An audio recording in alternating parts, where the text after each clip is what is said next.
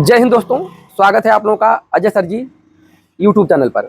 दोस्तों, नौकरी मिलने के उपरांत यदि आपके पास मैनेजमेंट नहीं है, सही से अगर आप जानकारी नहीं है, तो आपको सब कुछ, आपके पास पैसा होते हुए भी आप सुख सुविधाओं से वंचित हो जाएंगे।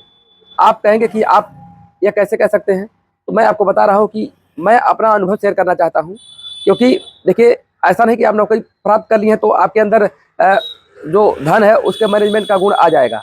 यह अलग चीज़ होती है और इसको आपको धीरे धीरे स्वयं समझना होगा। और कुछ लोगों के द्वारा जो बताई गई चीज़ें हैं, उसको अपने जीवन में उतारते हुए भी कुछ अपने दिमाग से भी काम करना होगा। देखिए, अर्थशास्त्री क्या करते हैं? अर्थशास्त्री तो यह कहेंगे कि जो आप कमाई कर रहे हैं तो वो मैक्सिमम पैसा घर में लगाने के लिए नहीं कहते हैं। उनका कहने का अभिप्राय होता है कि बहुत से लोग किराए के मकान में रहते हैं, लेकिन अपना जो पैसा है वो म्यूचुअल फंड आदि में जमा करके और बहुत सारा पैसा बना लेते हैं। सही है, मैं गलत नहीं कह रहा हूँ कि अर्थशास्त्री तो आपको वह चीज़ें बताएंगे कि आपका पैसा आगे बढ़े और पैसे से पैसा आपका बनता रहे, अर्थात ज्यादा से ज्यादा पैसा आप बना पाए। तो देर न करते हुए मैं आपको बताना चाहता हूँ कि जैसे मैंने क्या गलती किया था। जैसे नौकरी मिल गई तो भाई कुछ आवश्यकताएं ऐसी होती हैं कि मान लीजिए वो अनिवार्य, जैसे मान लीजिए घर में अगर शादी ब्याह, किसी का बहन का शादी या किसी का शादी, तो वो उसमें तो आप पैसा लगाएंगे, काम करेंगे, लेकिन उसके बाद का तात्कालिक का काम होना चाहिए कि अगर आपके पास बढ़िया घर नहीं है तो आपको किसी भी तरीके से, चाहे लोन लेकर के और चाहे मतलब बिना लोन के तो संभव नहीं, क्योंकि आपके पास अगर सैलरी से जो भी पैसा मिलेगा तमाम मदों में, तमाम खर्चों में वह डिवाइड होता चला जाएगा, वो काम रुक जाता है। तो मान लीजिए एक घर बढ़िया सा होना चाहिए जिसमें आप अगर पहुंचते हैं तो कम से कम आपकी मेहनत दिखे कि आप ने कुछ काम किया। अब हमने क्या किया कि हमने कुछ ऐसी नौकरी मिली, शादी ब्याह तो चलिए ठीक हो, तो अनिवार्य है, उसमें लगना ही चाहिए। लेकिन बाद में क्या है, कुछ ऐसी जमीनों को हमने ले लिया कि जिससे हमने जमीन ले लिया। अब उस जमीन पे क्या है, ये घर तो बनवाना नहीं है, तो उसका क्या मतलब है? वो मार्केट वैल्यू तो बढ़ रही है, नुकसान नहीं है। मैंने जो पैसा लगाया वो पैसा डबल के करीब हो गया जमीन में, लेकिन उसका उपयोग क्या है? उसका उपयोग यही है कि वो पैसा मैं क्या करूंगा, पीढ़ी दर वो जमीन हस्तांतरित कर दूंगा, मतलब मैंने लिया वो मेरे पुत्र को मिल जाएगा।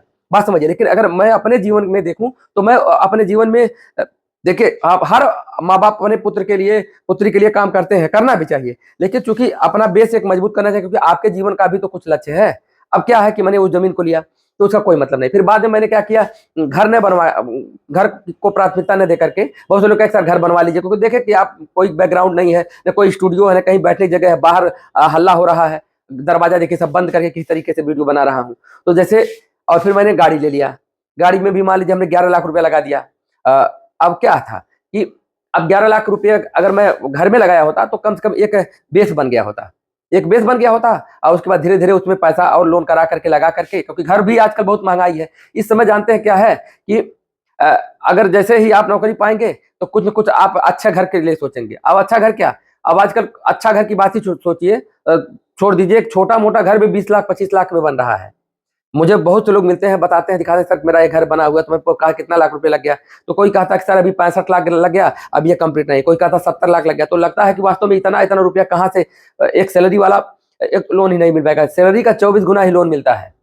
होम लोन की बात नहीं कर रहा हूँ, पर्सनल लोन की बात कर रहा हूँ। होम लोन का बहुत सारा नियम कानून होता है कि जमीन जो है आबादी में होना चाहिए, तमाम आबादी दर्ज होनी चाहिए जमीन। ऐसा नहीं कि वो जमीन आपका खेती है तो उसमें लोन नहीं मिलता, तमाम उसका नियम कानून है। तो जमीन रहते हुए भी सब पे लोन नहीं मिलता है, होम लोन नहीं मिलता। पर्सनल लोन तो भाई आपको नौकरी मिल जाएगा। तो कुल मिला जुला करके मैंने महत्वपूर्ण घर को नहीं दिया। आवाज जानते हैं क्या है, जैसे एक होना चाहिए, जैसे किसी भी तरीके से गुजर बसर तो हो ही जाता है, लेकिन अब क्या है, किसी बच्चे हैं उनके लिए भी स्टूडियो होना चाहिए। स्टूडियो करा हुआ है, एक मतलब स्टडी रूम होना चाहिए। अब क्या है कि यहीं सब लोग, एक ही 2 कमरे हैं, 2-3 कमरे जो भी रहेगा उसी में सब लोग रहेंगे। सब में अब क्या है कि मानी कोई आ गया, कोई माने हित दोस्त मेहमान आ गया तो तुरंत बच्चों को उठाना, हटो हटो हटो है, तो बच्चे अपना बैग वैग लेकर के समेट करके दूसरे कमरे में जाएंगे। वो क्या है, एक स्टडी रूम होना चाहिए। देखिए, मैं मानता हूँ कि बिना स्टडी रूम एक ही कमरे में 5-5 6-6 लोग रह करके पढ़ करके आईएएस पीसीएस आगे निकल गए, वो बात अलग है। मैं नहीं कह रहा हूँ कि अभाव से आगे नहीं बढ़ते हैं, अभाव वाले भी बहुत आगे बढ़ जाते हैं, लेकिन बाकी उसको हम एक मानक नहीं बनाएंगे ना।